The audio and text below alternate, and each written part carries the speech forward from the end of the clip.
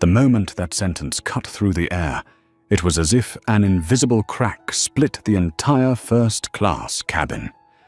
You do not belong here. Just 5 words, yet sharp enough to tear through the polished atmosphere, Sky West Atlantic guarded like an unwritten law. And under the weight of every stare, slicing toward him like cold steel, Andrew Cole sat motionless, his hands resting lightly on the armrests, his gaze unwavering by even a fraction. He looked straight at the blonde flight attendant, Rebecca Harlow, who stood before him with the quiet arrogance of someone who believed she had the authority to decide who was allowed to touch this exclusive world and who was not. The warm gold cabin lights sharpened the chill on her face, but it was the silence between them that tightened the entire cabin like a violin string on the verge of snapping. Rebecca gripped her radio, her voice sliding out like the edge of a blade against metal. Fraudulent passenger, in seat 1, Charlie requesting support. Silence. Then whispers flared like sparks hitting dry grass. Tyler Briggs, the young male flight attendant nearby, folded his arms and let a smirk curl unmistakably across his lips. Doesn't look first class at all. One sentence, and suddenly passengers leaned in, hungry, suspicious, eager for drama. Yet Andrew didn't speak. He did not protest. He did not justify himself. He simply inhaled slowly, deeply, as if anchoring himself in the center of a storm, built entirely from prejudice. That calm, quiet but cutting immediately unsettled a few observers. There was something about him, something that did not match the profile of a fraud. A stillness like the surface of a lake, hiding an earthquake beneath. In Andrew's mind, old memories surged like winds striking his chest. At 20, he had been expelled from a business-class lounge, despite having all required documents, because he did not look the part. At 30, he stood at a check-in counter, watching an agent call security to verify the legitimacy of his ticket. At 35, he was told to present additional paperwork for safety reasons, while the white man ahead of him was waved through with a polite smile. These memories had not made Andrew a man quick to anger. They forged him into someone who knew how to wait for the right moment to speak the right line. And today he was sitting on his own flight. What Rebecca and Tyler did not know was that Andrew Cole, in his simple grey suit, unbranded black shoes, and neatly kept salt and pepper hair, was the chief executive officer and largest shareholder of Sky West Atlantic Airlines. He was not merely a first-class passenger. He was the man who had written every rule in the service handbook they were now choosing to ignore. But Andrew did not reveal that. Not yet. First class hung heavy with tension, like the air before an explosion with no clear direction. A young passenger, Emily Carter, quietly lifted her phone to record her eyes, filled with restrained anger. "This is wrong," she whispered, soft enough for only her seatmate, yet loud enough to make Rebecca whirl around, eyes flashing. "Recording is not allowed." "And you," Emily replied, still holding her phone, "are not allowed to treat anyone like that." Tyler let out a short laugh, dripping with mockery. Kids these days love playing hero. But the laugh died almost instantly when Andrew finally spoke. His voice was low, steady, cold as tempered steel. "Check my name." 3 words. Simple. But they struck the cabin like a judge's gavel. Rebecca froze for a heartbeat, confusion breaking through her irritation, before she forced her expression back into defensive annoyance. "We do not need to check anything. I already told you you do not." Bell Andrew raised his eyes. One look. Just one. And the rest of her sentence died in her throat. In that single moment, the cabin shifted. A few passengers traded smirks for curiosity. Others who had sided with the crew began to hesitate. No one knew why, but everyone felt it. Something about this man was not what it seemed. A final wave of memories drifted through Andrew's thoughts. Closed lounge doors, questioned tickets, those eyes telling him he did not deserve to occupy their space. And he thought perhaps today was the day to end that cycle. Rebecca tightened her grip on the radio, her voice sharp as wire. Security team prepared to remove the passenger from the aircraft. The entire cabin held its breath. A mother pulled her child closer. An older man in row 2 shook his head slowly. Emily whispered, "No, this can't be happening." In the center of the chaos sat Andrew, still upright hands, resting calmly back against the leather seat. His eyes steady like someone who already knew exactly how this would end. He was waiting for just one moment. He slipped his phone from his jacket pocket, moving so slowly Rebecca assumed he was trying to call for help. But Andrew simply spoke softly, almost like a breath, yet somehow reaching every ear in the cabin. "Rachel, activate Protocol 9. And the cabin erupted into a silent explosion. The crew looked at each other in panic. Passengers stopped breathing. Emily's mouth fell open.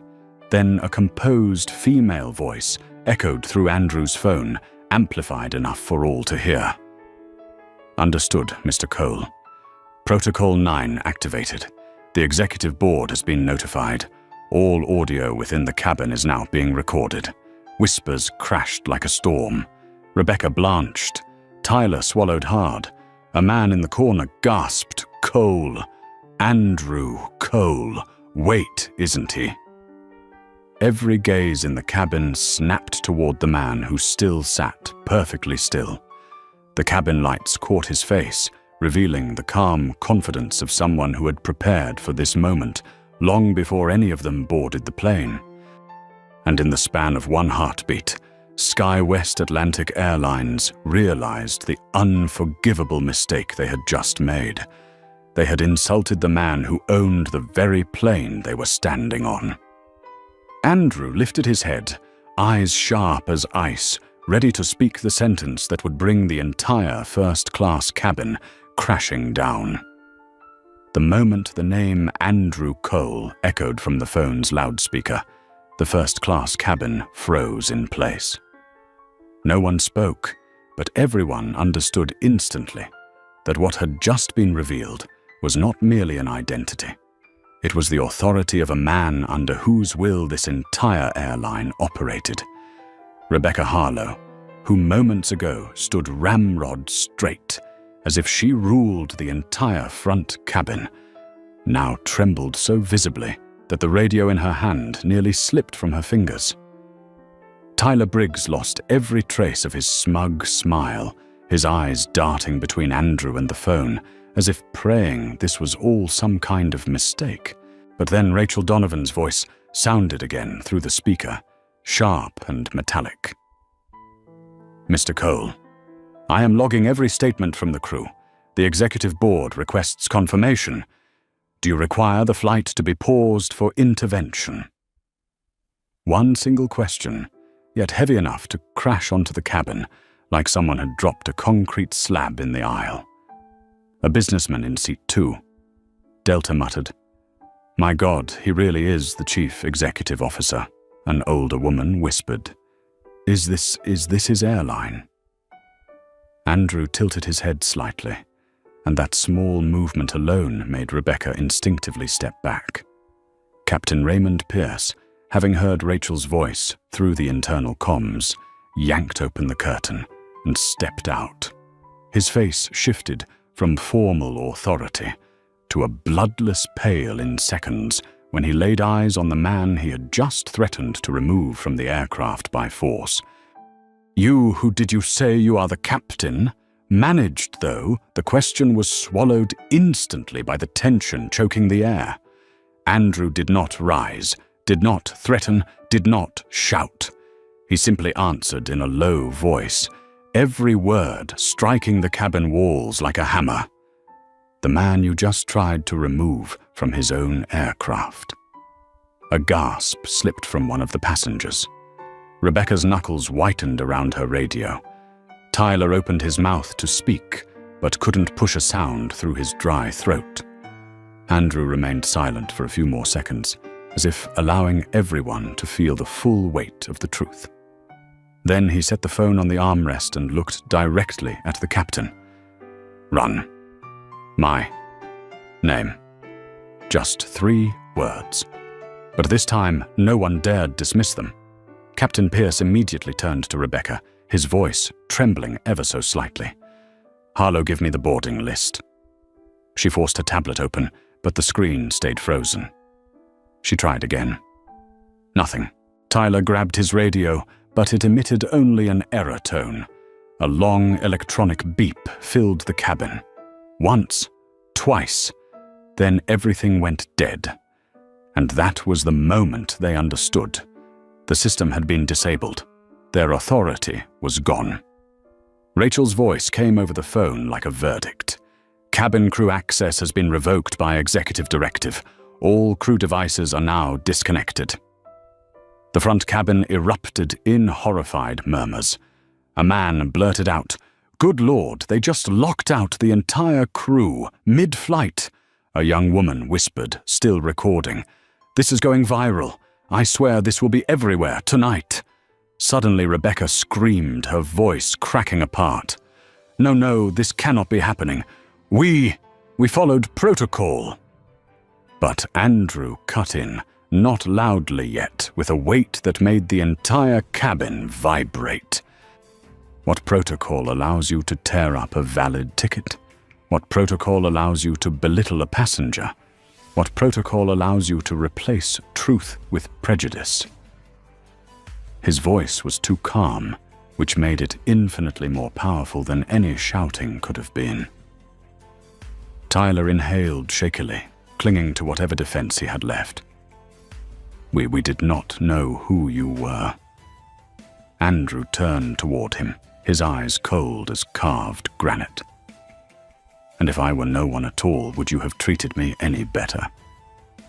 The question sliced through the cabin like a blade.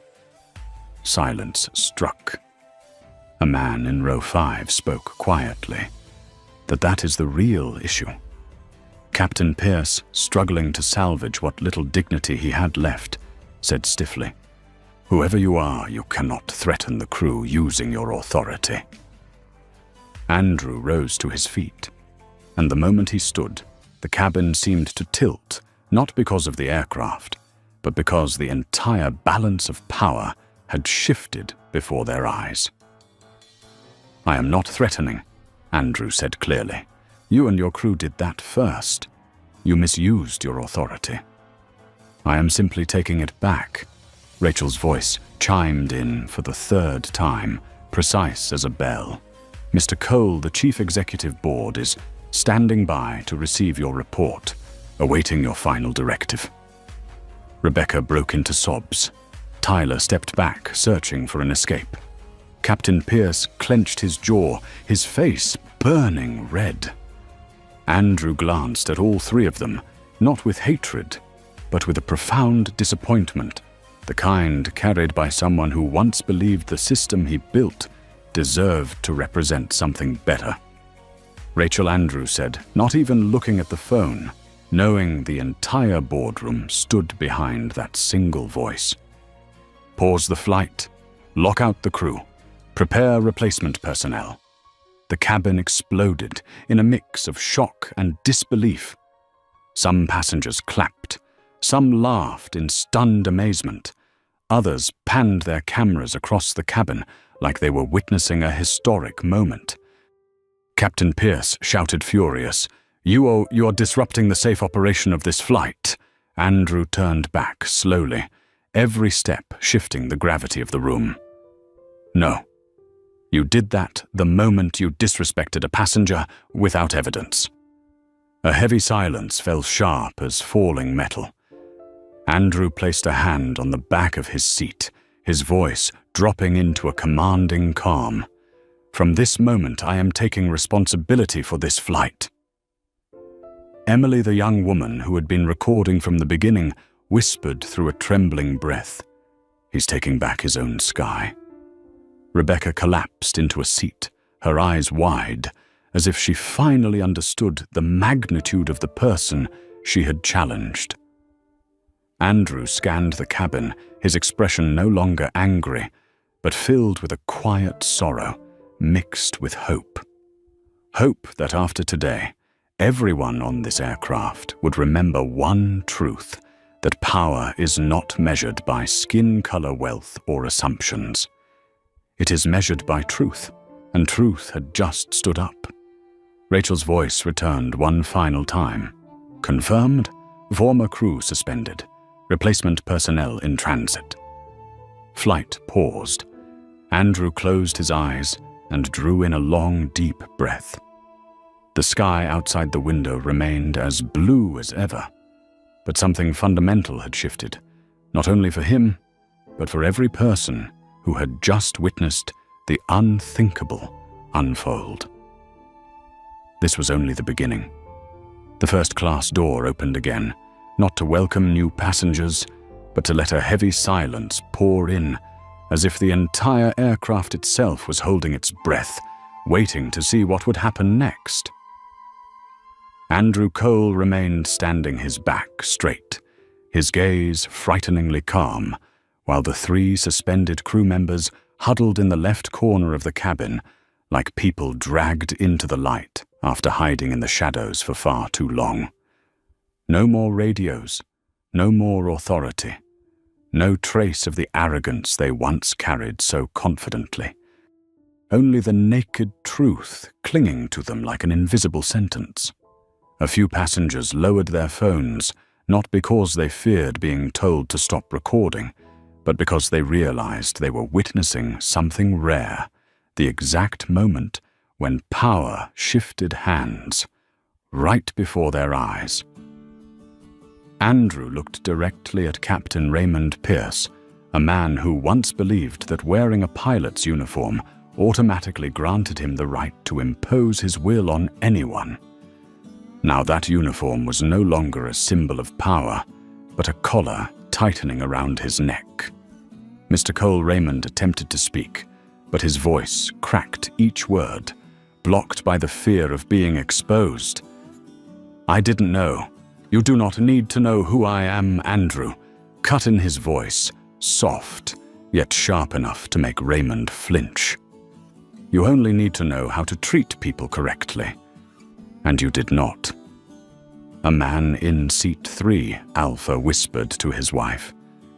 "Never seen someone talk to a captain like that," she replied, her eyes locked on Andrew. No captain has ever deserved to hear it more. Behind them, Rebecca Harlow stood with red, swollen eyes, her mascara streaked like ash after a small fire. In her 8 years on the job, she had grown used to being treated as the authority in the cabin, used to passengers lowering their heads, used to believing she had the right to judge who was worthy of sitting in first class. But today, all those habits collapsed into pieces. "I am sorry," she managed her voice, trembling like an overstretched guitar string. Andrew turned toward her, not with anger, not with hatred, but with the tired calm of someone who had endured this kind of thing far too many times in his life. "What exactly are you sorry for?" She choked for being mistaken. Andrew shook his head gently. "No. You are sorry because you believed you had the power to decide who someone is with just one glance." The cabin fell into complete silence. Not the silence of fear, but the silence of awakening. Tyler Briggs, once the most confident and mocking, now looked like a young man pulled out of the arrogant dream he had been living in. Tyler began, but the words died in his throat. Andrew did not need him to speak. He turned away and swept his eyes across the cabin, where dozens of passengers now looked at him with newfound respect. An older man rose slightly from his seat, steadying himself on the headrest in front of him. "Mr. Cole," he said, his voice raspy but strong, "I have flown for many years, seen plenty of bad crew, but I have never seen anyone stand up the way you did." Andrew dipped his head in silent acknowledgement. A young woman, Emily Carter, who had been recording the entire time, stepped forward. "Do give me permission to send this video to the media." Andrew looked at her thoughtful, knowing that if this video reached the internet, it could ignite a major debate across the aviation industry. It could help change the system, but it could also spark a media storm if misunderstood. He considered for a few seconds before saying, "Keep it. When the time is right, I will tell you." Emily nodded, her eyes filled with genuine respect. Outside the cabin door, heavy footsteps approached. The replacement crew, summoned by the chief executive officer's direct order, arrived on board. 2 reserve pilots and 3 new flight attendants entered, their expressions serious still, processing the shock of what had happened only minutes earlier. "Mr. Cole," the new first officer, Daniel Shaw, said, "We have been briefed. The flight will be ready for departure as soon as you confirm." Andrew looked at them, then back at the 3 suspended crew members who now stared downward or into empty space.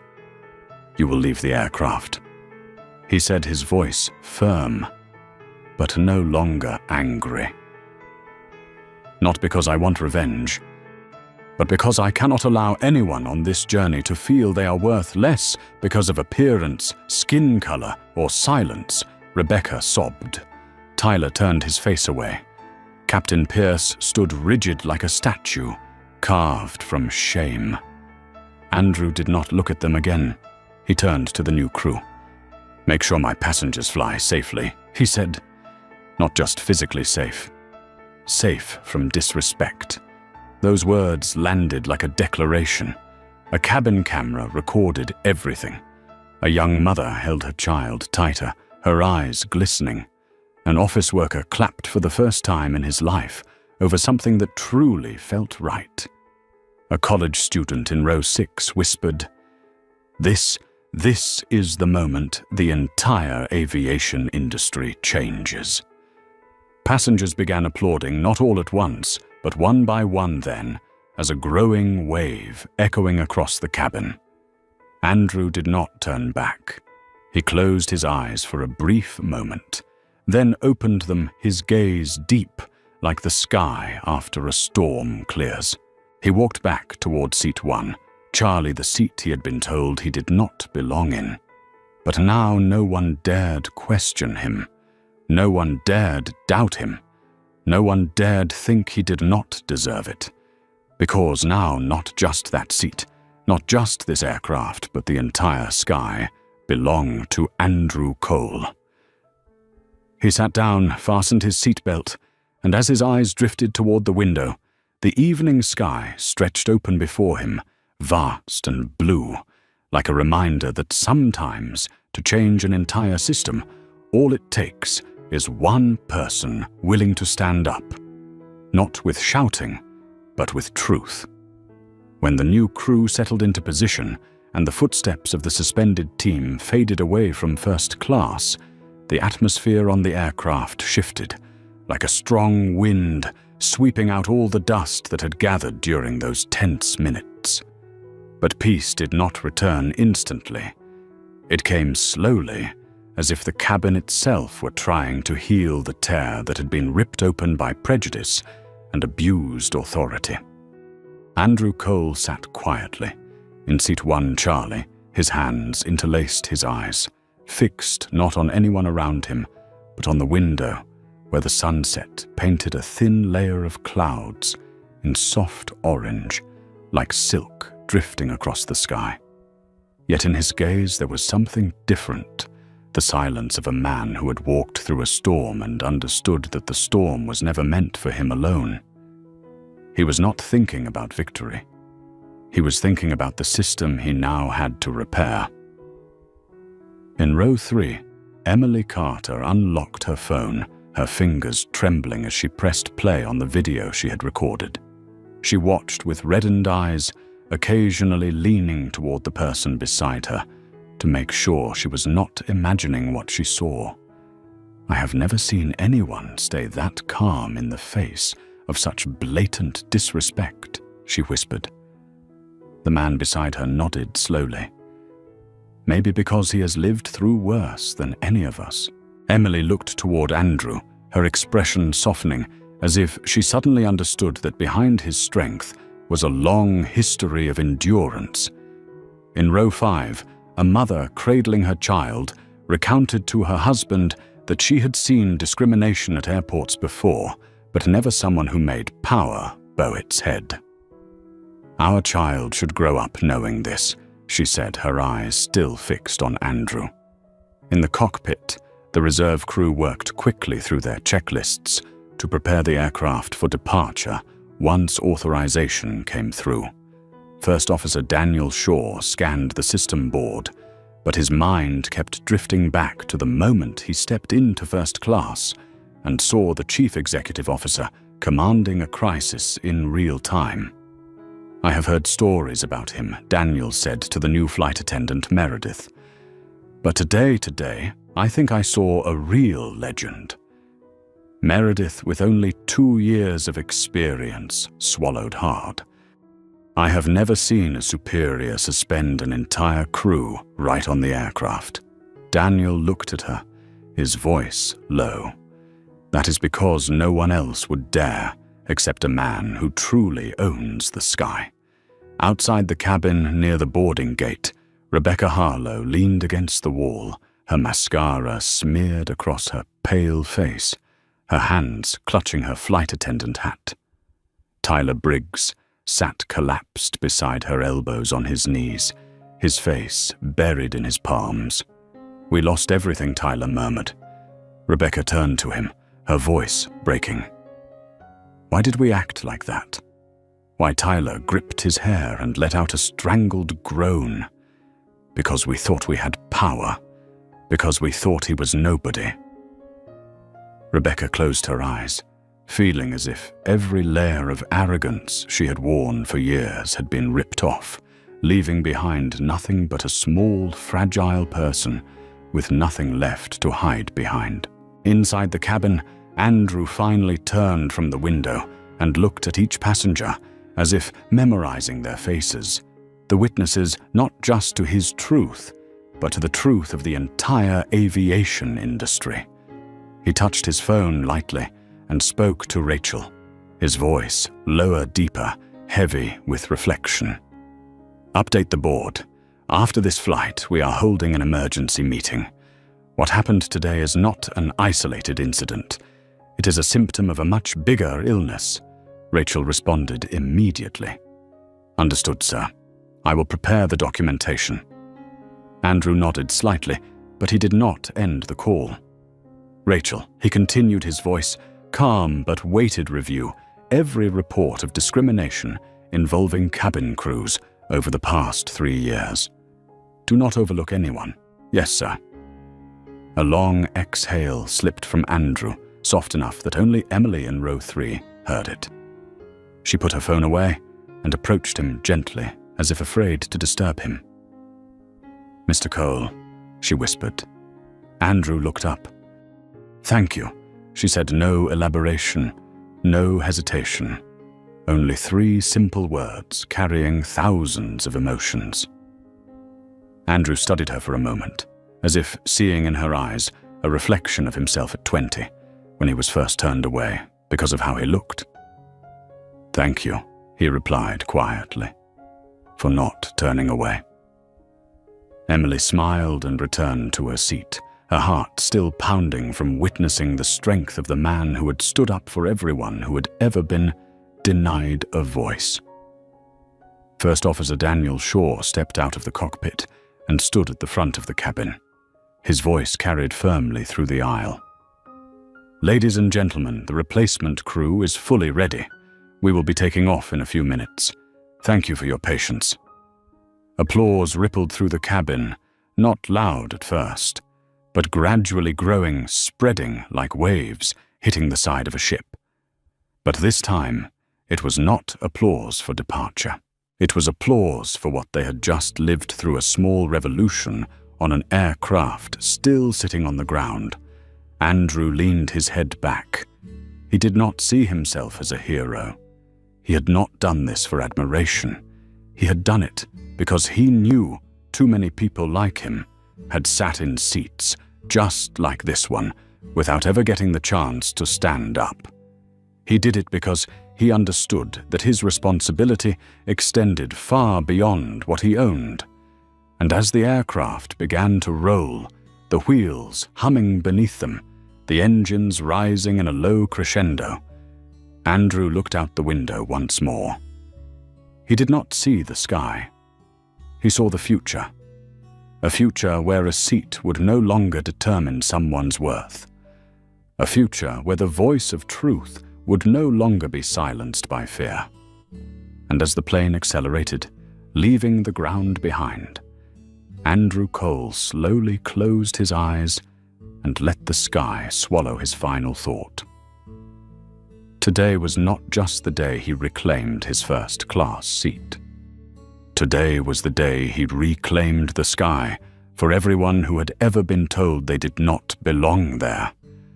When the aircraft climbed into stable air, the lights in first class softened, leaving a warm golden glow across the faces of passengers who were still shaken by everything they had just witnessed.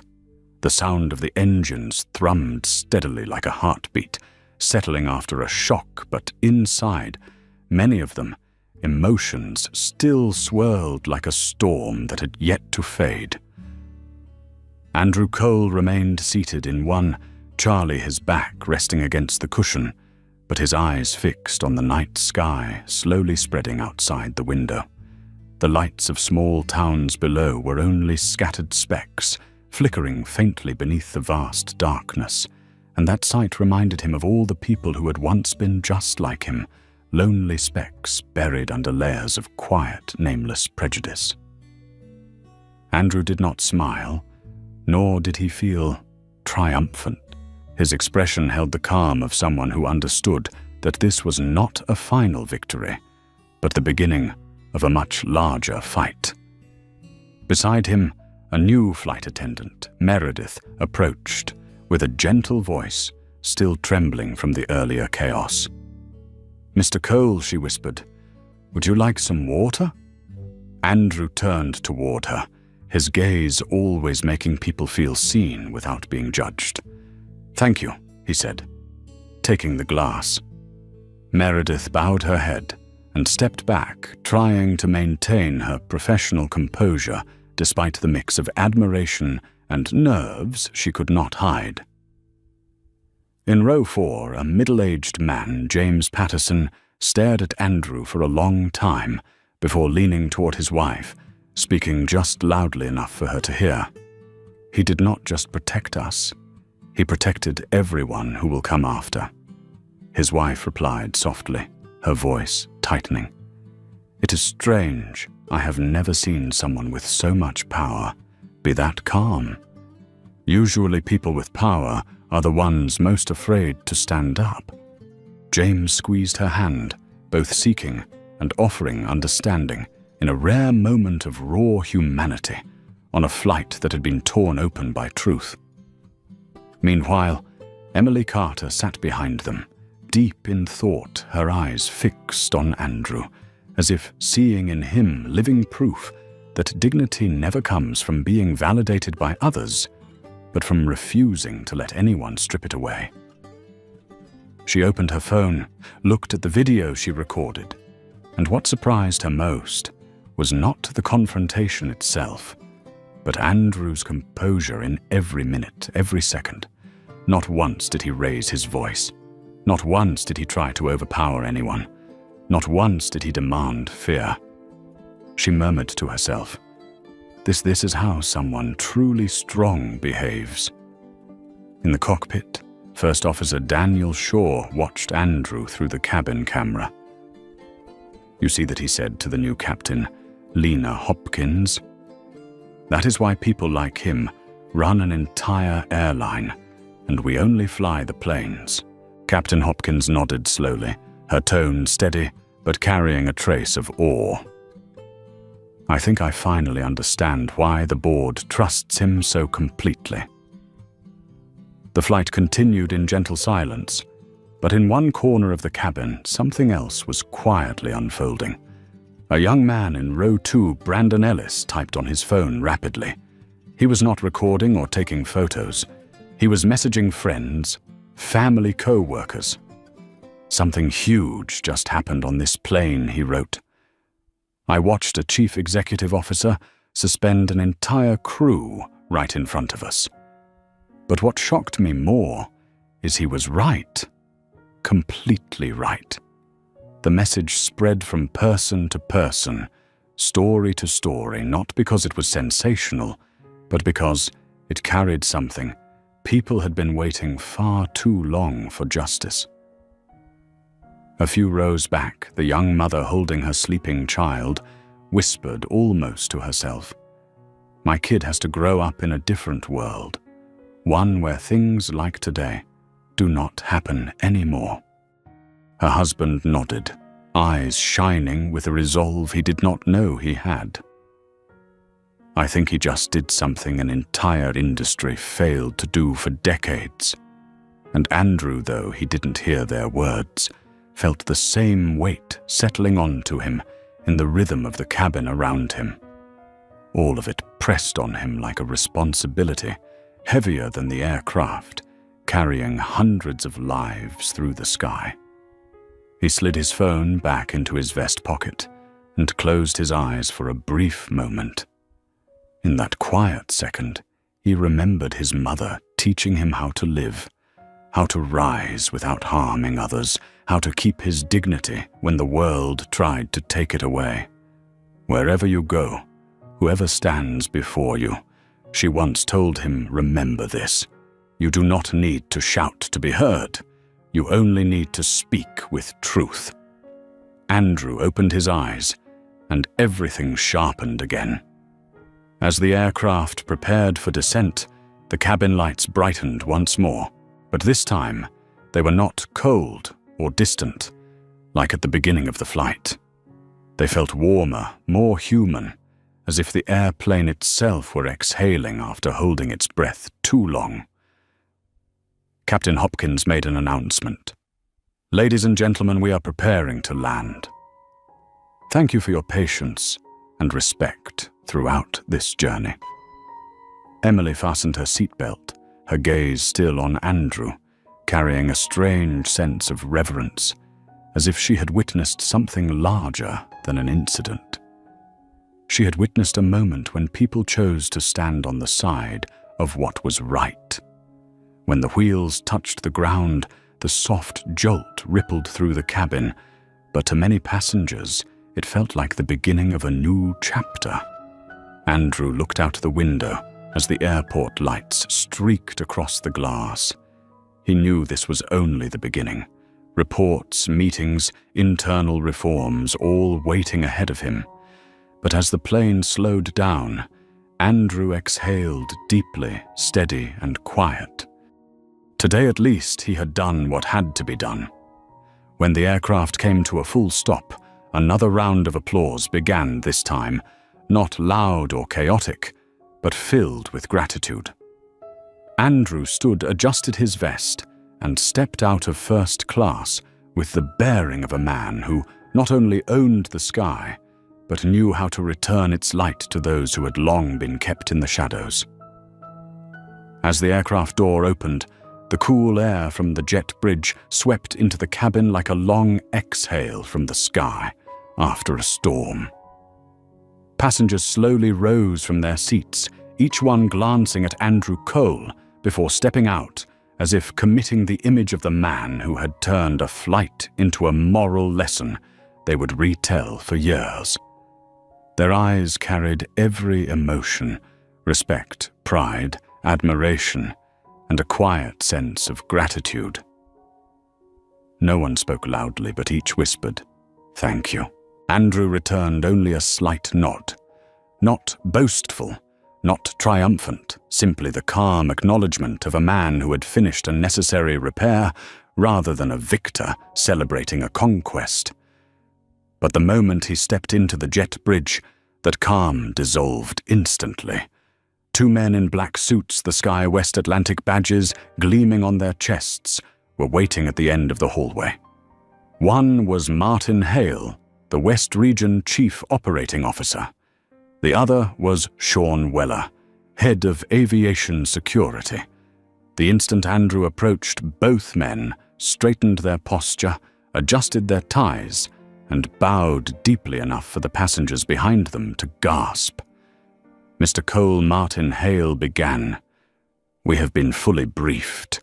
The Executive Board is holding an emergency session and requests your presence in the conference room immediately upon exiting the jet bridge." Andrew nodded. "Good. The sooner the better." Sean stepped forward, his formal tone unable to mask his indignation on the CEO's behalf.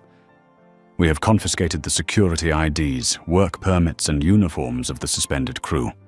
They are being held in a private room according to protocol." Andrew glanced at him, and that single look made Sean step back half a pace, because in Andrew's eyes was the sternness of a man who had witnessed too many violations to be lenient.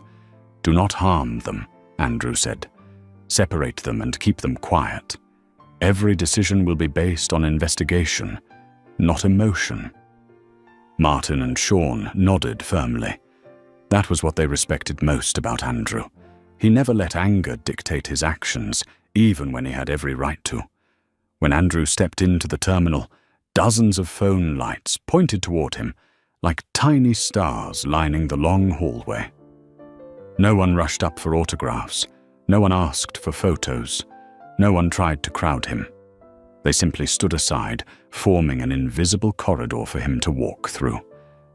A few placed their hands over their hearts, offering the quietest form of gratitude. A little girl tugged her mother's sleeve and whispered, "Mom, who is he?" Her mother leaned down, holding her close. "He is the man who just made airplanes safer for everyone." After passing through the crowd, Andrew was escorted to the airport's emergency conference room, a large glass-walled space overlooking the runway, shimmering under the nightlights. Inside, 7 senior Sky West Atlantic officials were already waiting. On the large screen at the end of the table, 3 conference feeds were active: the chairwoman of the board, the chief of human resources, and the senior legal advisor. The moment Andrew entered, everyone stood at once. But he simply motioned with his hand. "Sit. We do not have much time." Chairwoman Elaine Carver spoke first. Andrew listened to the cabin recording. Nothing like this has ever happened in the airline's history. Andrew took his seat with a heavy exhale. This did not begin today. It has been building 4 years. Today was only the moment it broke open. Human Resources Director Harlan Reed opened a thick folder. "We found 47 complaints involving the former crew over the past 4 years, all marked as insufficient evidence." Andrew let out a cold, hollow smile. Insufficient evidence, or insufficient courage to confront the truth. A dense silence fell across the room. Sean, who had entered, last placed a sealed evidence bag on the table. "These are the initial statements from the suspended crew. They claim they were following protocol." Andrew leaned back, eyes narrowing. Which protocol instructs them to tear a valid ticket? Which protocol allows them to accuse a passenger of fraud without verifying identity? Which protocol empowers them to remove someone from first class simply because they do not fit a certain appearance? No one answered. They all knew the truth. There was no protocol, only prejudice and abused authority. Martin Hale spoke next, his voice slightly trembling. "Mr. Cole, your decision to suspend them was correct. But do you intend to proceed with immediate termination or wait for the internal investigation? Andrew closed his eyes for a brief moment. Images from the flight flashed through his mind. Emily's trembling eyes, fear, injustice, and the silent suffering he himself had endured as a younger man. Then, the image of his mother, who had always taught him to choose the right path, not the easy one. When he opened his eyes, his voice was steady as a verdict. "I am not seeking revenge. I am seeking justice." He paused. "Conduct a full internal investigation. Thorough, transparent, public." The legal advisor nodded, and once the findings are confirmed, Andrew looked directly at the screen, his voice steel. Termination, license revocation, and placement on the no-hire list across the aviation industry. A soft gasp came from someone at the far end of the table. Harlan Reed hesitated. "Andrew, are you certain this means they will never work in aviation again?" "Exactly," Andrew replied. "If they are willing to humiliate passengers, destroy valid tickets, threaten insult, and abuse authority in the sky, they are not worthy of protecting anyone's safety." The air in the room tightened, not because his words were harsh, but because they were undeniably true. Elaine Carver pressed her lips together, then nodded decisively. "Very well. I will sign the resolution." In that moment, Andrew did not feel relieved. He felt a quiet ache, the ache of a man forced to repair the very house he built. The meeting continued for another half hour. Once everything was finalized, Andrew rose. Before leaving, he turned and spoke a single sentence that made the entire room go still. "After today, SkyWest Atlantic will no longer just be my airline. It must become an airline worthy of every person who steps on board."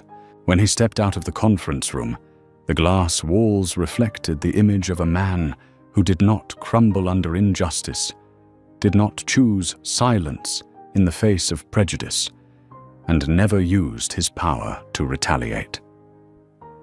He walked straight toward the terminal, where the night sky opened like a vast door. And in that moment, Andrew Cole understood that this battle was far from over, but he also knew he would see it through, because a safe sky must always begin with one person willing to stand up. And today, he had opened the way. Leaving the emergency meeting room, Andrew Cole stepped into the long terminal hallway, washed in warm yellow light, where streams of travelers continued moving, as if unaware that just a few dozen meters behind them, a reform powerful enough to shake the entire aviation industry had begun. But Andrew knew, and he felt it in every steady heartbeat inside his chest. As he walked, airport employees froze when they saw him pass. Some recognized him, some did not, but all sensed the weight he carried, a presence as heavy as the sky itself. No one dared interrupt. No one dared question. They simply stepped aside and bowed slightly, not out of fear, but out of respect. Andrew reached the VIP lounge area, intending to take a few quiet minutes to gather his thoughts before leaving the airport. But what he did not expect was a small group of passengers from the earlier flight waiting for him there. Emily Carter was the first to approach, her eyes still red from the emotional storm they had just lived through. "Mr. Cole," she said softly but firmly, "we wanted to thank you one last time before you leave." Andrew stopped, tilting his head as he looked at the group standing neatly, as if awaiting a solemn moment. An elderly man in his 70s stood straight, despite leaning on a cane. A young mother held her child, her eyes filled with relief. A group of students hovered shyly, their eyes glowing with conviction. They all stepped toward Andrew. "You did what we couldn't," the older man said first. "You proved that no one has the right to insult another person Because of how they look, Andrew replied gently. I only did what was right. No, the man shook his head. You did what was right, when what was right was not easy. Emily stepped closer, gripping her phone tightly. Mr. Cole, I know this video could cause chaos. I will not post it. But if you ever want to, whenever you are ready, Andrew looked at her for a long moment, then offered a rare, small smile, the kind people claimed they hardly ever saw on the CEO's face. Thank you, Emily. Keep it. I will know when the time is right. He glanced at the group, feeling their trust, their respect, and the hope they placed in him. And for the first time that night, Andrew truly understood that what he did on board had not only changed the fate of 3 suspended crew members, nor just the airline's protocols, but the way these people viewed the world. It had changed the way they viewed themselves. Andrew bowed slightly in gratitude and continued walking toward the executive exit. But just as he approached the security zone, his phone vibrated. The caller's name flashed Rachel Donovan. Andrew answered instantly. Rachel, sir, I have a new report from the cabin behavior oversight team, Rachel said quickly, her sharp voice lower than usual, as if she, too, recognized the gravity of what she had uncovered. What is it? Andrew asked, stopping mid-stride in the hallway. You were not the only target of this crew. There are at least 16 previous reports, and many more labeled as insufficient evidence. Andrew closed his eyes, a tight pressure rising in his chest. They knew this for years. Yes, sir, Rachel replied, tension in every word. Some supervisors hid files. Some omissions were intentional. And worse, there are signs a portion of the cabin staff developed a toxic internal culture, encouraging filtering passengers by their own standards. Andrew opened his eyes, the pupils dark with anger and an unspoken ache.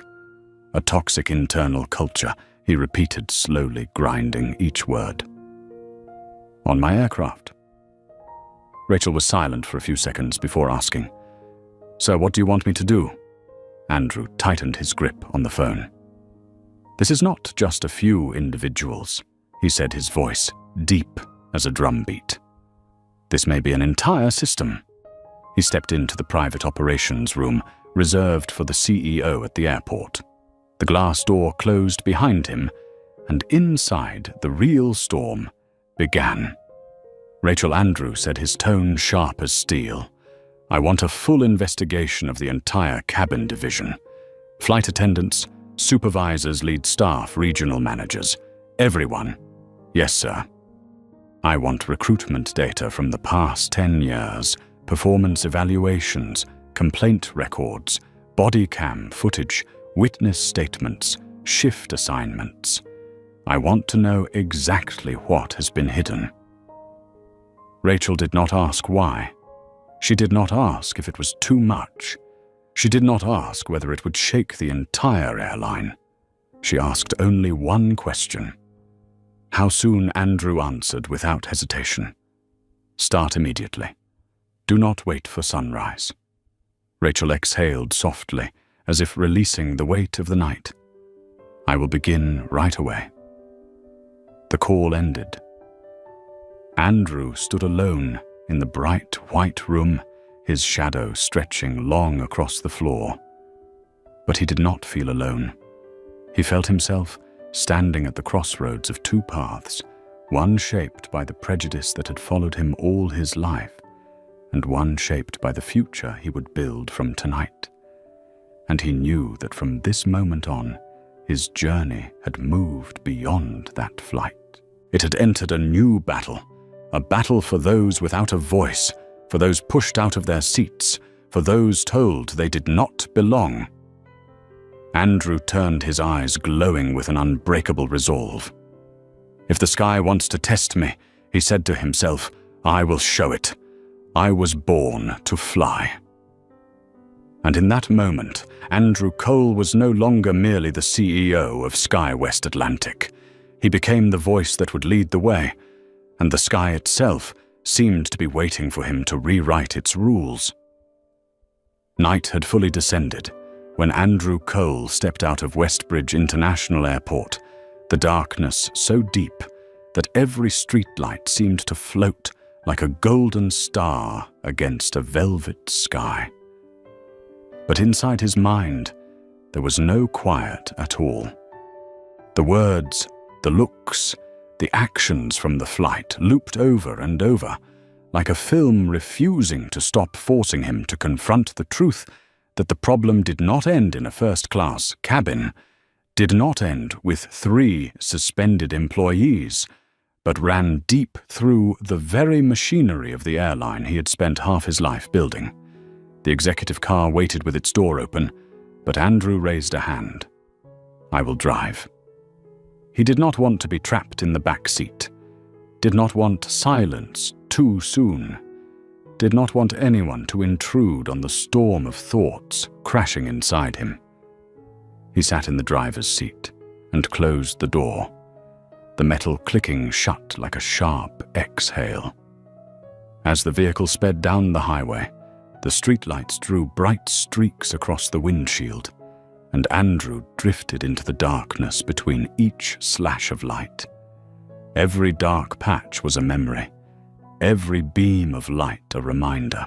At 8 years old, a mall security guard told him to leave the VIP lounge area, even while he clung tightly to his mother's hand.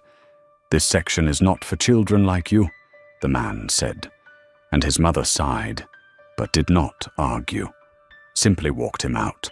At 19, a low-end airline clerk questioned his ability to purchase a business-class ticket because he did not look like someone who could afford it. At 35, a 5-star hotel demanded to verify his credit card in front of a full lobby simply because he did not arrive with a parade of assistants like the wealthy white executives around him. And now, at 46, he saw the same shadows again in the faces of Rebecca Tyler and Captain Pierce. Andrew tightened his grip on the steering wheel. "I let it go for too long," he muttered under his breath, as if scolding himself. When the car turned onto the road leading toward his home, the mansion appeared under warm golden lights. But Andrew did not pull into the garage. He sat in the driveway, switched off the engine, leaned back and closed his eyes. For the first time that night, he allowed himself to feel the hurt, the anger, the disappointment, trembling inside his chest. The silence did not last long, because his phone vibrated. Rachel Donovan again. Andrew answered his voice, mildly hoarse. "Speak," Rachel inhaled sharply, as if she had run down a hallway. "Mr. Cole, we found additional evidence." Andrew straightened. What kind of evidence? I received an audio recording from an internal training session led by a cabin manager 2 years ago. Rachel's voice dropped thick with outrage. "So you need to hear this." A click sounded, then a man's voice in the recording. "We must maintain SkyWest Atlantic standards," he said, confidently smugly. "Not everyone who buys a first-class seat deserves to sit in it." "Trust your instincts," a woman asked. "Do you mean we are allowed to refuse them?" The man chuckled under his breath. "Just write, 'suspected fraud' in the report. No one investigates that." Andrew's eyes snapped open, darkening. "Continue." Rachel played another clip. A younger male voice said, "Yesterday I saw a black passenger who looked like a rapper. I moved him to economy immediately." A female voice giggled. "Good. Those types do not fit business class." Andrew clenched his jaw so hard the muscles locked. His heartbeat pounded fury, pulsing through every nerve. "Rachel." His voice was deep and sharp, like an axe splitting wood. "We are going to destroy this culture. I will not let it live one more day. Rachel answered without hesitation. "I follow your order." Andrew ended the call. The phone felt like stone in his hand. He stepped out of the car and walked slowly toward his brightly lit home. In that moment, he thought of his mother. Of her words, "Real strength is when you protect those who have no one standing beside them." Andrew paused at the door, his hand resting on the cold metal handle. "I am still doing what you taught me, Mom," he whispered. When he opened the door, the quiet house welcomed him like a refuge. But tonight he did not head for the warm living room or the library filled with books. He walked straight into his office, switched on the lights, pulled out his chair and opened his laptop. His reflection stared back at him from the screen, resolute, exhausted, but unshaken. He began typing. Cabin Culture Reform Plan Emergency Priority. Each line he wrote felt like a hammer striking the foundation of a new airline. Eliminate invisible standards. Establish an Equity Oversight Council. Mandatory anti-bias training. Randomized compliance checks. Full cabin camera coverage. Passenger protection protocol against authority misuse. Permanent disqualification for discriminatory conduct. Andrew's eyes sharpened with renewed fire as he typed each word. A final period landed. He reviewed the entire document and sent it directly to every board member and senior executive. Subject line, effective tonight. After hitting send, Andrew leaned back and closed his eyes. He did not smile, but there was a flicker at the corner of his mouth, something resembling pride, not because he was the CEO, but because he had just laid the first brick of a different future for every passenger who had ever been like him. Somewhere outside, the sky was still dark, but Andrew Cole knew one thing: the dawn of a new airline was coming. And this time, no one would have their ticket torn apart simply because someone believed they did not belong. No one. Not ever again. Before dawn could cast its light over the city, Andrew Cole's office was already glowing, not with the calm of a new morning, but with the fire of a battle beginning. He stood by the window holding a cup of dark coffee. He had not taken a single sip of his eyes, fixed on the empty streets below. There was something in the quiet of the city that made him feel the weight of responsibility even more sharply. It was no longer last night's anger, but a sharpened determination, cold and clear, forged through decades of enduring and overcoming discrimination. His phone chimed, pulling him from his thoughts. Rachel had emailed at 4:52 in the morning, attaching a list of 52 cabin crew members identified as directly or indirectly involved in documented incidents of discrimination. "Sir, I think you need to see this immediately." Andrew opened the file. Every name, every position, every red-marked note with evidence gathered from cameras, passenger statements, internal reports. As he scrolled through the list, it felt like a blade twisting in his chest. Not because the truth was cruel, but because it had existed for far too long without him seeing it. 40-50-52. He murmured, his face tightening with each number. How many more? He sat at his desk and opened his laptop. The system showed a flood of emails from the executive team, titled "Requesting Direction, Awaiting Orders, Prepared for Action." But what caught his attention was an internal message from a young flight attendant. "Mr. Cole, thank you. My cabin supervisor has been mistreating me for 2 years. I thought I was not good enough. But what you did made me believe I was not wrong." That message made Andrew lean back in his chair and inhale deeply.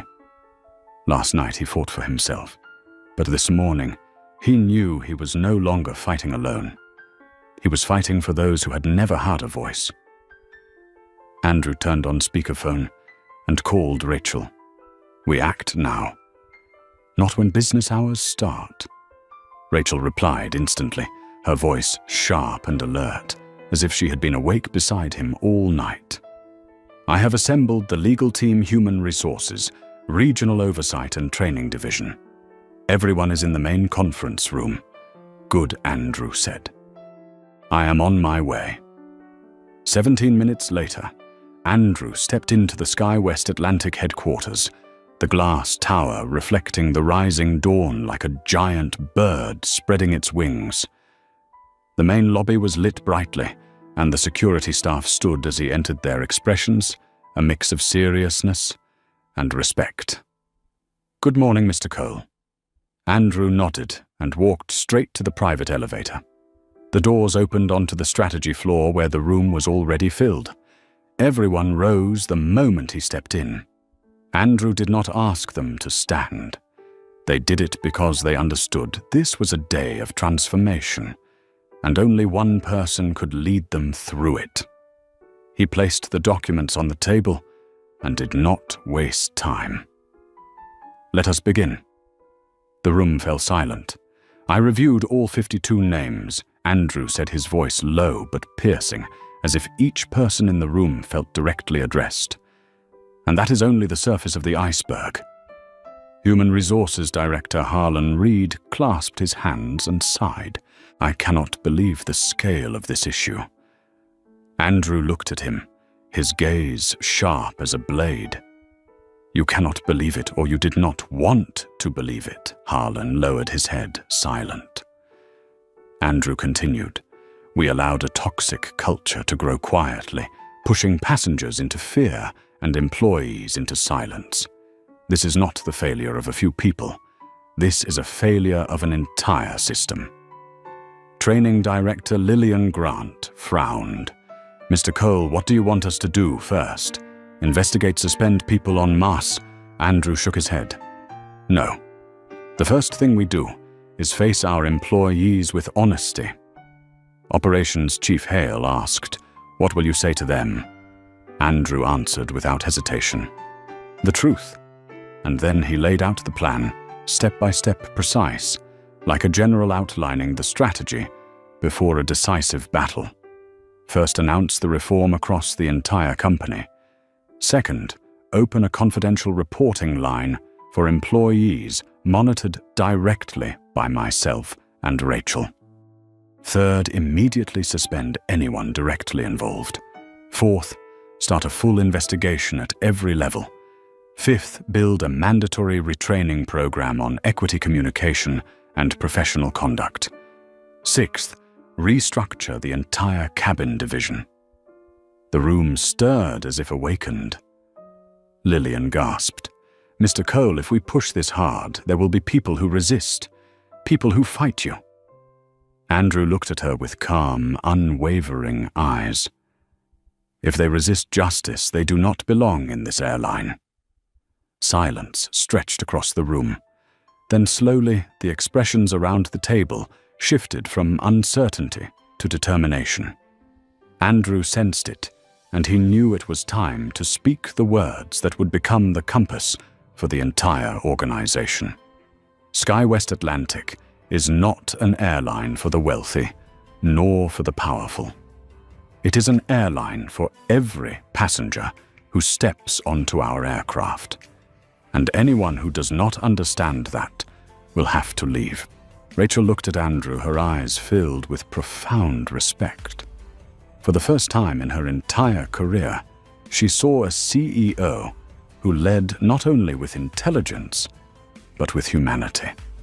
The meeting lasted 2.5 hours, and when it ended, when everyone understood that what was coming would change the airline's history forever, Andrew stood and looked around the room. From today onward, he said, we are not simply correcting the past. We are creating a new standard. The entire room rose, not to leave but to applaud. A soft, powerful applause, like the engines of a brand new aircraft coming to life. And Andrew, though he did not smile, knew with certainty that he had just placed the system on the runway. and with only one more step, the aircraft named Justice would finally lift off. When the meeting ended, Andrew Cole stood before the glass wall of the top floor, looking down at the long runway where the aircraft lay still, waiting for clearance to rise into the sky.